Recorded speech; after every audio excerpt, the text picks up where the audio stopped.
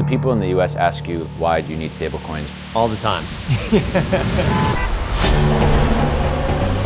Millions of people around the world are using stablecoins. Are the banks about to break? But it's not why you might think. Democratize access to dollars. Everybody wants dollars. It's not who you might think. Mom and pop shops, suppliers in emerging markets. And it's not where you might think.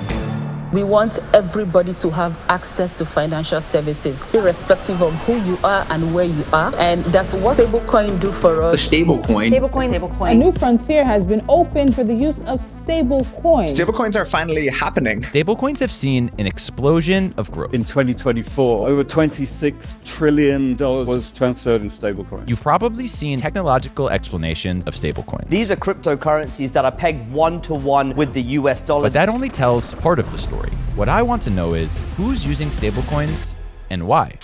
What is it about their day-to-day realities in the places they live that lead to stablecoin adoption? We discussed our plans for the stabilization of world currency. Stability and equal treatment is in everybody's best interest.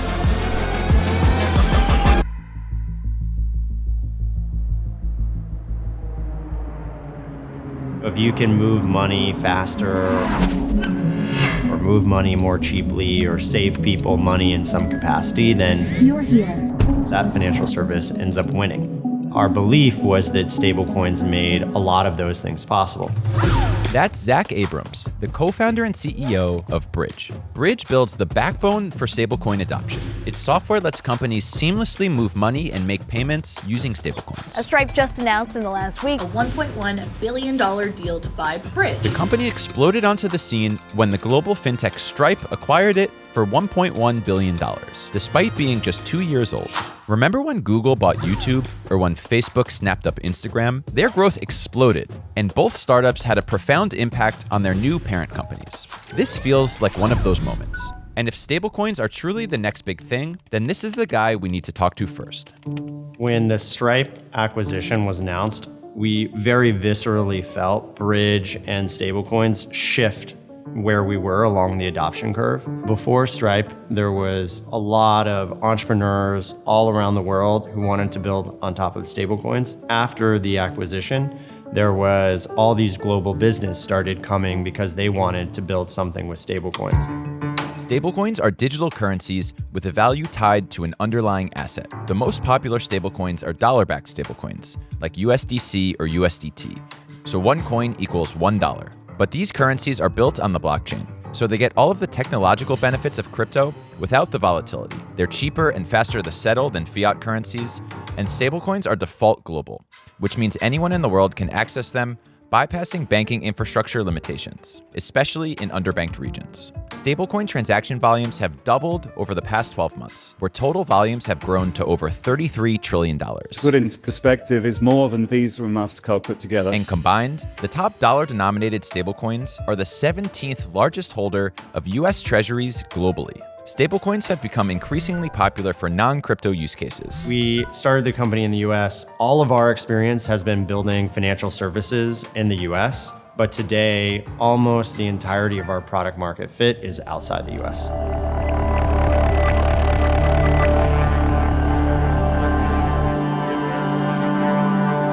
It sounds weird now, but we really had no idea about literally any of the use cases that we're supporting today. It was very much a if you build it, they will come type hypothesis. We deeply believed in this thesis that if you could move money faster, cheaper, if you could enable people to build fintechs much more quickly, that folks would come and be rational about the building blocks that they used. But we were not sure what use cases were going to be right. We launched our APIs 2 years ago, and more or less every 2-3 months, some new use case has emerged that's seemingly bigger than all of those before it. The first use case that we saw was cross-border payments. The second use case was global payouts. So Scale.ai or the US government dispersing payments to people in a lot of different countries. Then we saw a lot of what we call dollar access customers. So a neobank building for the Latin American market or the African market, building on top of stablecoins. I just got paid for my first international gig. Then we saw treasury management. This was SpaceX selling Starlink all over the world. and repatriating those funds to the US via stablecoins. And we just launched a global card product, which will enable a whole new class of fintechs to globally issue cards for consumers and businesses. And we fully expect that in the next 3 months, some other use case will come along that dwarfs all these. While a stablecoin can be a virtual representation of any asset, the reason why dollar-backed stablecoins are the most popular is because of what the dollar is used for in the global economy. Approximately 2/3 of all US dollars, or $1.58 trillion, circulate outside the United States. The US dollar is 59% of reserve currencies, but besides holding dollars for savings and investment, much of the demand is for the utility of the dollar. 64% of world debt is denominated in dollars, 54% of foreign trade invoices globally are in dollars, and even if you're invoiced in a different currency, you probably still need to go through dollars, as 88% of all foreign exchange transactions globally involve the US dollar. And demand will continue to grow from emerging markets in particular, where the share in global trade has tripled in the last 35 years. But dollars can be hard to come by in emerging markets where there are import deficits and currency devaluation. So the early adopters are turning to stablecoins. We are in Computer Village. In Lagos, Nigeria's Computer Village, these cell phone parts are all imported from China. They pay their suppliers using stablecoins. When you think about Africa, for example, you have 44 million SMEs. 61% of them are doing cross-border trade because a lot of these countries are constantly importing goods. I think what people don't sometimes realize is even an informal trader needs to buy something from China or from another country.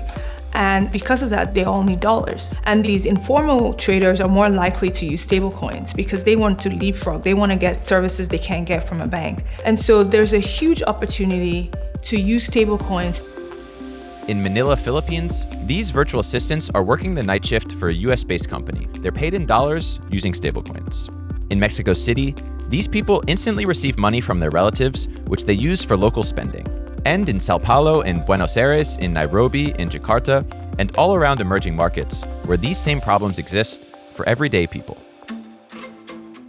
In 2021, Stripe launched Payment Links, a use case that took off in emerging markets. At the time of its launch, Stripe's co-founder and CEO, Patrick Collison, wrote, quote, "I suspect that staying abreast of important new patterns emerging outside of the US and Europe will become more important for many businesses in the years ahead. There are a lot of legacy assumptions being questioned." This is the story of stablecoin adoption.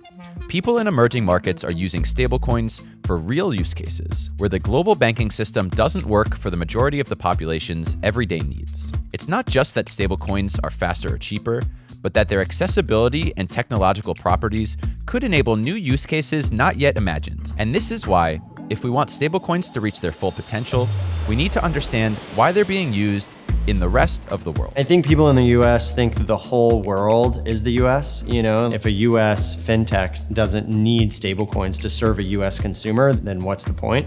But there's billions of people outside the US, the majority of which are significantly more underserved than the people in the US. The US market is really big, so most companies can become very successful just serving that market. But, the rest of the world is a whole lot bigger. This episode is the first of the Flip's new series on stablecoin adoption. In this series, we're going to journey through emerging markets to tell the human stories behind the on-chain data, bringing to life the conditions at the last mile that are driving stablecoin adoption. So be sure to hit that subscribe button as we explore how money moves.